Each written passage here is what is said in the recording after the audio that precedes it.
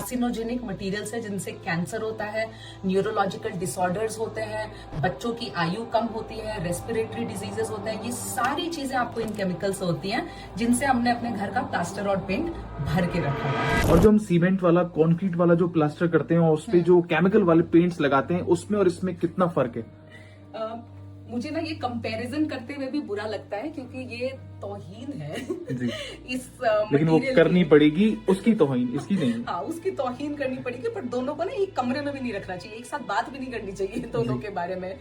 तो आप जब सीमेंट का प्लास्टर अपने घरों में लगाते हैं, पीओपी लगाते हैं, ये सारी चीजें लगाते हैं, ये आपको टॉक्सिन से भरी हुई होती है। प्लस स्पेशली जब आप पेंट्स लगाते हैं उसमें आपको वीओसीज भरी हुई होती हैं।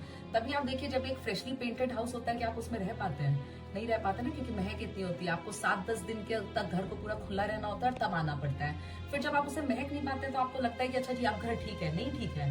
वो अगले 5 सालों तक भी उस घर में आपको वो टॉक्सिन्स रिलीज होते रहेंगे, चाहे आपको टॉल्यूइन हो, बेंजीन हो, फॉर्मेल्डिहाइड हो, वीओसीज हो, वोलेटाइल ऑर्गेनिक कंपाउंड्स, लेड है, मर्क्यूरी है, सारे जो आपको ऑफिशियली डिक्लेयर्ड कार्सिनोजेनिक मटेरियल्स है जिनसे कैंसर होता है, न्यूरोलॉजिकल डिसऑर्डर्स होते हैं, बच्चों की आयु कम होती है, रेस्पिरेटरी डिजीजेस होते हैं। ये सारी चीजें आपको इन केमिकल से होती हैं जिनसे हमने अपने घर का प्लास्टर और पेंट भर के रखा हुआ है। और फिर हम कंप्लेन करते हैं, विडंबना देखिए आप जिंदगी की, फिर हम कंप्लेन करते हैं कि जी बाहर का AQI कितना खराब है, आपको पोल्यूशन कितना ज्यादा है। आप WHO का रिपोर्ट निकाल करके पढ़िए अंकित जी। WHO का रिपोर्ट आपको बताएगा कि इंडोर एयर पोल्यूशन हर घर का, मॉडर्न घर का, हमारे घरों का नहीं, मिट्टी के मकानों का नहीं, जितने भी आपके मॉडर्न घर हैं उसका indoor air pollution 10 times higher than the outdoor pollution होता है ऑलवेज।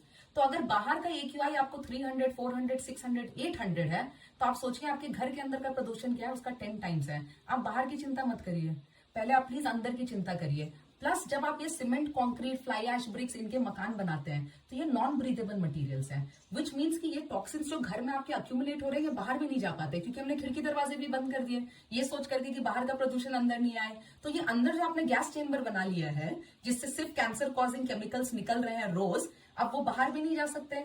आप वहीं पे सांस ले रहे हैं, श्वास ले रहे हैं, और आप अपना एयर प्यूरिफायर लगा करके खुश हैं।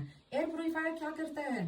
एयर प्यूरिफायर तो आपको जो सस्पेंडेड पार्टिकल्स है, बिग सस्पेंडेड पार्टिकल्स है, डस्ट पार्टिकल्स है, उनको कम करेगा। पर ये जो आपको माइक्रो एंड नैनो केमिकल्स हैं, उनको तो वो एयर प्यूरिफायर कुछ नहीं कर पा रहे हैं, उसको तो वो कैच भी नहीं कर रहे हैं most of the air purifiers, और आप उसी में सांस ले रहे हैं। वो आपको उस बिग डस्ट पार्टिकल से कहीं ज्यादा हार्मफुल है, कहीं ज्यादा।